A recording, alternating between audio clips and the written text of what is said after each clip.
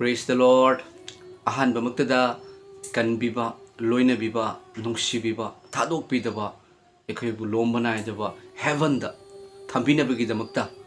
tabang panbagi aroiba matamda lawba lakpigadoriba mapu Jesu Christa gi sengthoiraba minglenda yengbiriba masung tabiriba nungsijaraba chilinau iche chalima pabung sing mayam pumnamak thamoidagi nungsiba masung ikai khumnaba uchari yengbiriba adom matam chuppada Nada yekta boy view, take the guide above, fat the badagi, anabadagi, high cap, chikaptagi, Kanbiba Mapuna, Adombu Kanbiba oisanu. Adombu nung sita haibiba, Jesu Christa ipana. Amen.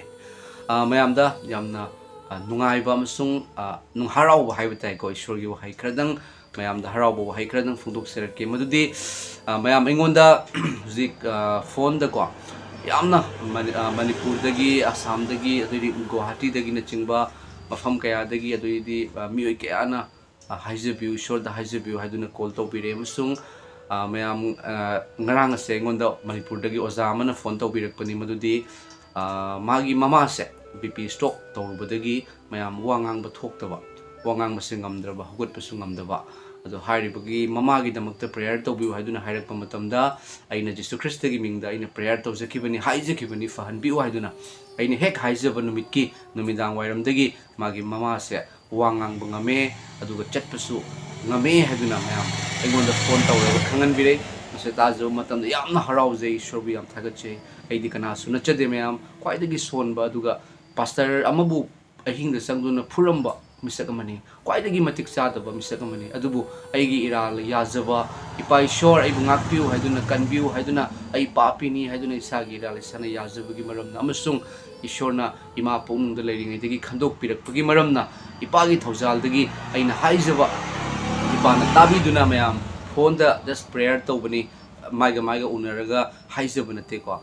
phone doi bataraga su ishor Jesu Christa di mafam punamagta leiba punamagpu sembi boibagi maramna mayam ANABA fare haibagi kayama koi testimony lakpa matamda asuki matik thagatche mayam mase aina nate aidi zero ni aidi Jesu Christa da haije ipa aidi zero ni kwaidagi tonba kwaidagi pikpa duni adubu ipagi nungsibana loina bibani haiduna mayam kanagumba waraba naraba amabu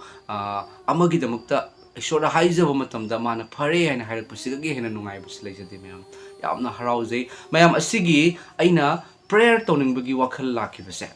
mayam holy bible na ingonda sokpiba bible gi verse ekhoigi mark haiba larik adugi pandup taraga taruki pada tara manga tara truk tara tet amasung taraga nipan da sumna haiba taibang pan punamakta chatuna taibang mi pumnamakta afaba wapau sandu thajaraba amasung baptize loraba mahakpukan bigani Thajadaba adubu aranba tahangani khudam sing asi thajaba mi singa loinagani maikhoina aigi mingda put sing tanthokani maikhoina aigi mingda Jesu gi mingda put sing tanthokani maikhoina anauba lon sing ngangani maikhoina lin sing paikhatkani maikhoina hu thaklaba su maduna maikhoibu kari su amangba thogaloi maikhoina anaba singi mathakta khut thambada fagani haiba ipagi wahaise aina thengnajaba matamda haiba wahai asina ingonda pangal pibiba haiba wahai asina ingonda sokpibagi maramna ipa ishor gi thawai asengmana loina biraga aina ishor da haijaba matamda ishor na fahanbibani mayam da su haijage anaba mina ne doctor mathau tai anaba mina anaba gi chaina khangmani nadaba mina khangmai mayam aigi punsida siram ga doraba kanbiu he ishor nang leibra leitabra nang amakatang ni di hai kanano haina hangjabase kanbiu haina bible na thong thinjau thong hangduk pigani Jesu na hairiba thong thinjau hai thong hangduk pigani nijau pibigani hai kaujau khombirakani mayam hariba ishor sina ekhoi basuki mating nungsi mayam aduna aigi wahangi pakhom pibiba mapuse adom su yam nungsi aina khangdringai matamda pastor phuram baibase aduki matik hate tawrame hate Christian singse am hate orame adubu nasidi kari orame Jesu Christa nungsibagi jubaras ingtabagi jubaras hai mayam Jesu Christa gi wahai yengdu la namata Jesu Christa na soknaramde khazai nakan namada khupak tharadi atoba khazai nakal ma onselu hai base Jesu Christa na chahi lising kaya gi mamangda hai kibodo India gi akoi Bharat asigi Bapuji Mahatma Gandhi ji na su hai kibani ꯅꯨꯡꯁꯤꯕ ꯋꯥꯍꯩ ꯌꯦꯛꯅꯕꯒꯤꯗꯃꯛ ꯍꯥꯏꯖꯧ ꯌꯦꯛꯅꯕ ꯊꯝꯒꯅꯨ ꯅꯪꯒꯤ ꯌꯦꯛꯅꯩ ꯍꯥꯏꯔꯤꯕ ꯅꯪꯉꯣꯟꯗ ꯅꯨꯡꯁꯤꯗꯕ ꯃꯤꯗꯨꯅ ꯂꯥꯝꯃꯒꯗꯤ ꯄꯤꯖꯧ ꯈꯧꯔꯥꯡꯉꯒꯗꯤ ꯄꯤꯊꯛꯎ ꯍꯥꯏꯕ ꯃꯌꯥꯝ ꯀꯣꯛꯄꯤꯌꯨ ꯍꯥꯏꯕ ꯀꯣꯛꯄꯤꯕꯁꯤ ꯌꯤꯁꯨ ꯈ꯭ꯔꯤꯁꯇꯒꯤ ꯊꯕꯛꯅꯤ ꯀꯜꯕꯥꯔꯤꯒꯤ ꯀ꯭ꯔꯣꯁ ꯃꯊꯛꯇ ꯃꯌꯥꯝ ꯃꯈꯨꯠꯇ ꯃꯈꯣꯡꯗ ꯌꯣꯠꯄꯤ ꯊꯥꯔꯒ ꯃꯀꯣꯛꯇ ꯇꯤꯡꯈꯪ ꯉꯥꯛꯇ ꯎꯞꯄꯒ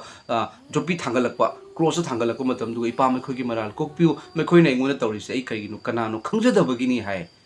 ꯏꯁꯣꯔꯅ ꯁꯥꯎꯔꯗꯤ ꯑꯩꯈꯣꯏꯒ ꯃꯤꯑꯣꯏꯕꯁꯦ ꯎꯠ ꯑꯣꯜꯂꯣꯏꯗ꯭ꯔꯥ ꯑꯗꯨꯕꯨ ꯏꯁꯣꯔꯅ ꯁꯥꯎꯗꯦ ꯑꯩꯈꯣꯏꯅ ꯂꯥꯜꯂꯤ ꯀꯣꯛꯄꯤ ꯃꯃꯥ ꯃꯄꯥꯗ ꯃꯃꯥ ꯃꯄꯥ ꯑꯣꯏꯕꯁꯤꯡꯅ ꯈꯪꯒꯅꯤ ꯑꯗꯣꯝꯒꯤ ꯃꯆꯥꯁꯤꯡꯒꯤ ꯃꯔꯛꯇ ꯑꯃꯅ ꯌꯥꯝ ꯂꯝ ꯍꯦꯜꯂꯕ ꯑꯗꯣꯝꯅ ꯃꯇꯝ ꯆꯨꯞꯄꯗ ꯋꯥꯈꯜ ꯇꯧꯕꯅꯤ ꯏꯁꯣꯔꯅ ꯐꯠꯇꯕ ꯃꯆꯥꯁꯤꯡꯕꯨ ꯌꯥꯝ ꯅꯨꯡꯁꯤ ꯏꯟꯊꯣꯛꯇꯦ ꯃꯌꯥꯝ ꯍꯥꯠꯇꯣꯛꯇꯦ ꯑꯃꯁꯨꯡ ꯍꯥꯏꯔꯤꯕ ꯌꯤꯁꯨ ꯈ꯭ꯔꯤꯁꯇ ꯍꯥꯏꯔꯤꯕ ꯏꯄꯥ ꯏꯁꯣꯔ ꯌꯥꯍꯣꯕꯥ ꯍꯥꯏꯔꯤꯕ ꯍꯣꯂꯤ ꯁ꯭ꯄꯤꯔꯤꯠꯅ ꯂꯣꯏꯅꯕꯤꯗꯨꯅ ꯑꯩꯅ ꯏꯄꯥꯗ ꯄ꯭ꯔꯦꯌꯔ ꯇꯧꯖꯕꯅꯤ ꯑꯁꯨꯛꯀꯤ ꯃꯇꯤꯛ ꯍꯔꯥꯎꯖꯩ ꯃꯌꯥꯝ ꯍꯥꯏꯔꯤꯕ ꯋꯥꯍꯩ ꯑꯁꯦ ꯃꯌꯥꯝ ꯑꯩ ꯀꯩꯅꯣ ꯇꯧꯔ ꯑꯩ ꯇꯥꯍꯟꯖꯔꯛꯀꯦ ꯃꯇꯦꯛ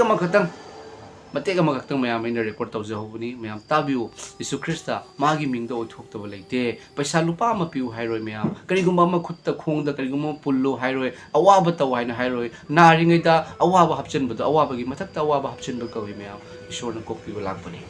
ꯇꯦꯁꯇꯤꯃꯥ ꯀꯩꯅꯣꯁꯦ ꯑꯩꯉꯣꯟꯗ ꯐꯣꯟꯗ ꯍꯥꯏꯕꯤꯔꯛꯄꯗꯨ ꯇꯥꯕꯤꯌꯨ ꯑꯗꯨꯒ ꯏꯁꯣꯔꯕꯨ ꯊꯥꯒꯠꯄꯤꯌꯨ ꯊꯥꯒꯠꯆꯔꯤ ꯄ꯭ꯔꯚꯨ ꯖꯤꯁꯨꯅ ꯑꯗꯣꯝ ꯂꯣꯏꯅ ꯑꯣꯏꯁꯤ ꯑꯃꯦꯟ ꯏꯃꯥ Boy, ꯑꯣ praise the Lord ꯏꯃꯥ ꯈꯔ wa ngang ngammeko ay ngame. oh ima pumkok faroko Yesu Krista na imabu yam nusi imase punsi saang na hingani imagi anaba awaba punama kokani ko Hoy. imagi damakte isor da haijagrabani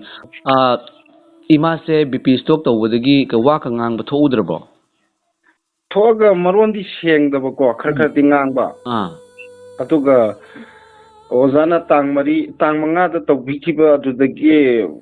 nungdang sida ko wase mayek sing na ngangba hore ba hallelujah dagi hujikse phajana wase mapung ngangba hore Sure yam thagatse oza aina tawjaba nate ko ja Yesu Krista nani hoy to ozana su mateng pangbiba ishorna su fahanbiba da hoy oza matam chuppada loina bibo isanu ishorna imabu ozabu su yam nungsi ozagi mimung da su henne blessing haita bibo isanu ozagi yumda di hauji kana lei yumda ti dada hoi ite ma hoi le aina atopa mafam amada imaga oza oira leibane hoy yam wai oza hainingai leite aisu awaba mayam sigi manungda ama oire ai awaba se mingonda haidokti angang masa senabagumna ko imase hainingai leitana awaba se thing yam phangeba dagi sen thungi amagi sukumba su yamna problem oiba ko adubu aina shorty thazaraga aina mapan thongdidi noga manungda du wajabado ai mayamdudi utteba ozana ne dagi imagi damakta wajaribudo ishorna yam nungsi oza imagi seba tawbasidi oza yamna thoiba thawgalni ozagi su henna ishorna oji wari ozana awaba haibado ishorna oza nungaibado onthokpase second na changde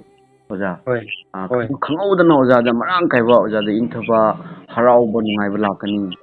oza ozagi damakta matam chuppada ishorda haijage ko ado ozagi number se save tawjarage aingonda phone se lakpanina ozai save tawhodre hoy matam khuding makta ozada phone tawninge atu ozagi asinbadu uragaba ko ai save tawjage oza duga mathangdagi di ozana tawrakpaga idum thangatjage